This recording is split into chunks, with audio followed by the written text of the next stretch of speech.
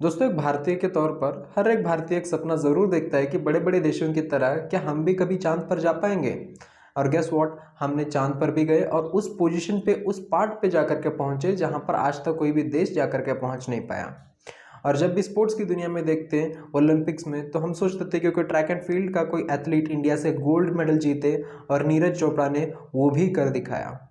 और जब भी न्यूयॉर्क में यूएन सिक्योरिटी काउंसिल की एनुअल मीट होती थी, तब हम ये भी सोचते थे कि क्या भारत कभी ऐसा कोई कार्यक्रम होस्ट करेगा जहां पर दुनिया के सबसे बड़े बड़े विकसित देश एक मंच पर, एक छत के नीचे बैठे होंगे। और ये सपने देखने के साथ ही साथ हर एक नागरिक ये भी सोचता था कि क्या हमारे पास ऐसी कैपेबिलिटीज़ हैं, क्या हमारे पास एनुअल कैपिटल में क्या ऐसी होटल्स, ऐसे कॉन्फ्रेंस हॉल्स हैं उतने एडवांस लेवल के कि क्या हम इन सारी चीज़ों को कर सकते हैं। और आज 75 साल बाद जब वो सपना पूरा होने जा रहा है, तो वो खुशी बयान नहीं कर पा रहे हैं कि इंग्लैंड से लेकर के साउथ कोरिया तक, जर्मनी से लेकर के जापान तक, यूरोप, ये सारे देश एक साथ एक मंच पर के एक छत के नीचे भारत में उपस्थित होंगे। कुछ लोग चाहे तो इस अचीवमेंट को सिर्फ ये कह करके छोड़ सकते हैं कि भारत तो G20 का मेंबर है, तो हर एक देश को बारी बारी करके अपने देश में इस इवेंट को होस्ट करना ही पड़ता है। पर इस अचीवमेंट, इस खुशी को सिर्फ वही भारतीय समझ सकता है जिसने 30 साल पहले भारत का मजाक उड़ते देखा है बाकी देशों के सामने। इसे सिर्फ एक सपेरों का देश कहा जाता था, और आज जब हमारे एथलीट गोल्ड मेडल जीतते हैं, हम चांद पर जाकर पहुंचते हैं और G20 होस्ट करते हैं, तो उस खुशी को सिर्फ वही हिंदुस्तानी समझ सकता है, वही भारतीय समझ सकता है।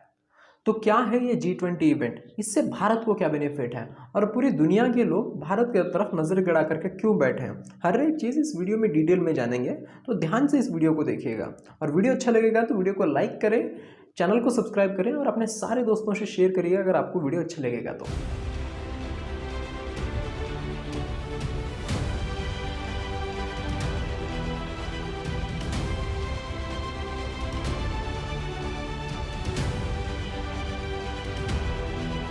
G20 के प्रेसिडेंट के तौर पर भारत पूरी दुनिया का आह्वान करता है कि हम मिलकर सबसे पहले इस ग्लोबल ट्रस्ट डेफिसिट को एक विश्वास, एक भरोसे में बदलें।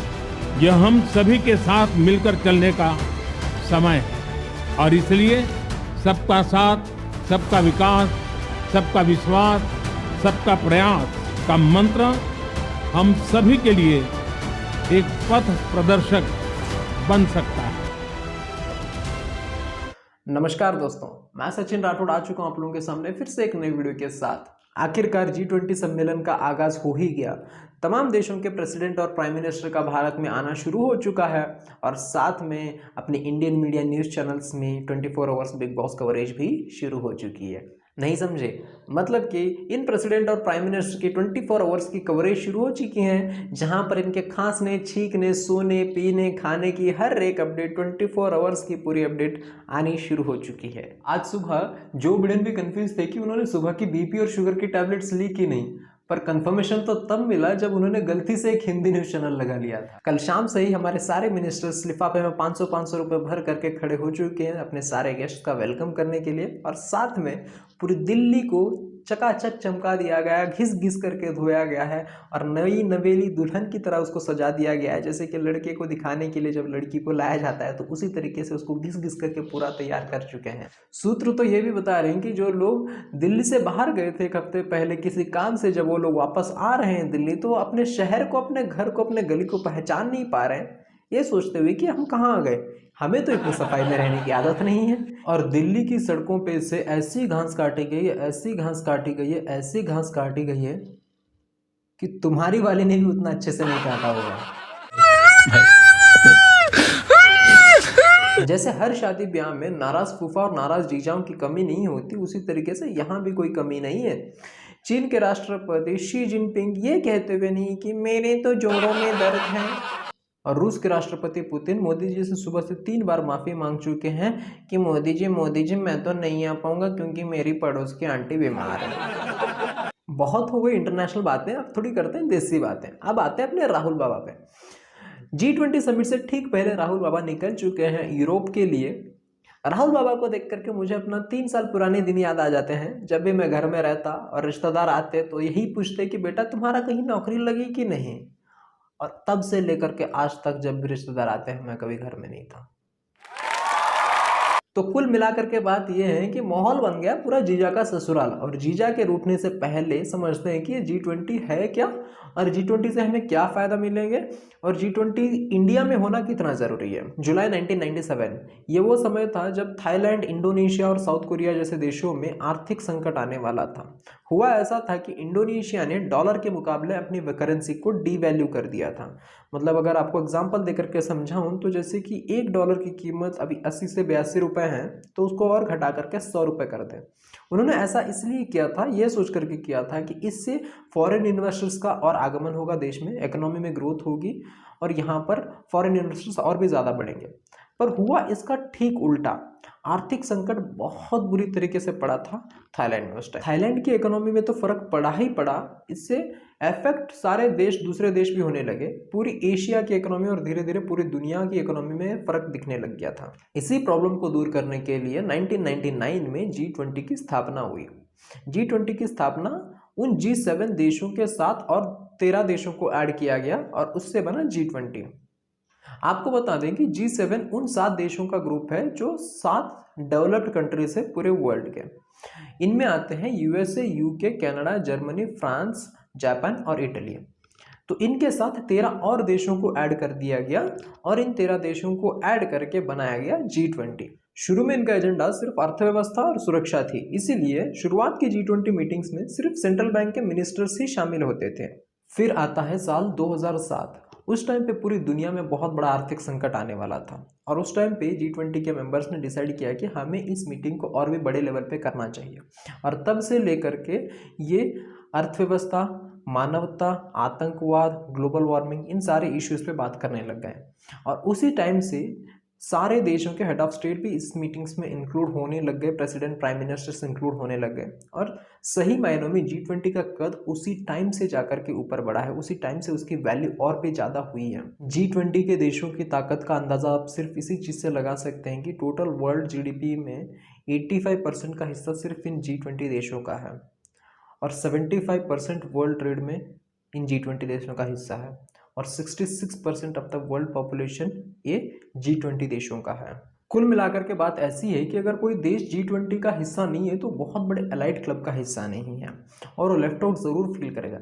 जैसे कि पाकिस्तान, हमारे सूत्र एक खबर लेकर के हैं कि जैसे ही न्यूज़ पहुंची पाकिस्तान में कि G20 का सम्मेलन इस बार दिल्ली में होने जा रहा है, तो पाकिस्तान के प्रधानमंत्री मोदी जी को कॉल करके बोलते हैं कि हुजूर, अगर हमारा भी रहने का इंतजाम हो जाता तो हम भी देख लेते हैं एक बार G20 का सम्मेलन कैसा होता है।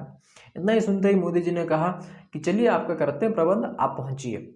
इतना सुनते ही पाकिस्तान के प्रधानमंत्री तक से ऑटो रिक्शा लेकर के निकल पड़े दिल्ली के लिए और बीच रास्ते में जैसे ही पहुंचे उन्होंने कॉल किया ITC मौर्या, जहां पे सारे दिग्गज रुक रहे हैं उस होटल में। इन्होंने भी कॉल करके पूछा कि मैं पाकिस्तान का प्रधानमंत्री बोल रहा हूं, मेरा कमरा कौन से फ्लोर पे, कौन से रूम में बुक हुआ है, आप कंफर्म कर देंगे। तो वहाँ से मैनेजर आंसर देता है कि सॉरी सर, आपका तो कमरा यहाँ पे बुक नहीं है, पर आपका कमरा कहाँ बुक है हमें पता है। हमारे होटल के एग्जैक्टली अपोजिट में एक ओयो है, वहाँ पे आपका कमरा बुक है।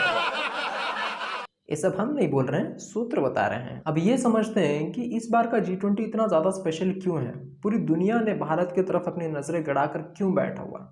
इसकी वजह बिल्कुल क्लियर है कि आज पूरी दुनिया में पावर बैलेंस जो है वो 2 हिस्सों में बटा हुआ है। एक तरफ है US, UK, इंग्लैंड और यूरोप के कुछ देश और दूसरी तरफ है रशिया, जो यूक्रेन से युद्ध करके कई देशों की नज़रों में गड़ा हुआ है। चाइना दिखाने के लिए तो रूस के साथ है, पर रूस को भी पता है कि चाइना किसी का सगा नहीं है। रिसेंटली चाइना ने अपना एक नया मैप लॉन्च किया है और उस मैप के मुताबिक अरुणाचल प्रदेश को चाइना ने अपना हिस्सा बताया है और साथ में मोंजोल आइलैंड, जो रूस का एक आइलैंड है, उसे भी उसने अपना हिस्सा बताया है।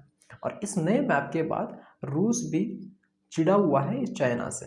इन सारी सिचुएशन में भारत एक लौता देश है जो बैलेंस बना सकता है इन दोनों देशों में और पूरी दुनिया में, क्योंकि भारत रशिया से भी क्लोज है और भारत एक लौता देश है जो चाइना को आंख दिखा करके उसे बता सकता है कि दोस्त दादागिरी नहीं, सही तरीके से काम करो।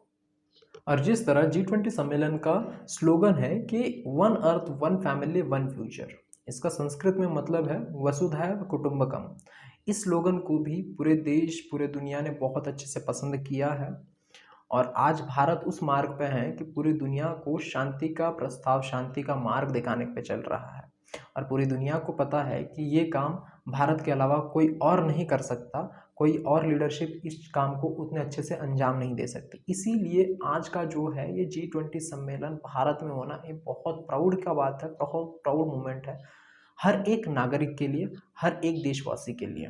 अभी तो सिर्फ सम्मेलन शुरू हुआ है, मीटिंग स्टार्ट होगी, इसके बाद में वहाँ पे जो भी बात होगी उसके बाद में दुनिया में क्या चेंजेस आते हैं, देश भर में क्या चेंजेस आते हैं, वो तो धीरे धीरे करके जानेंगे ही।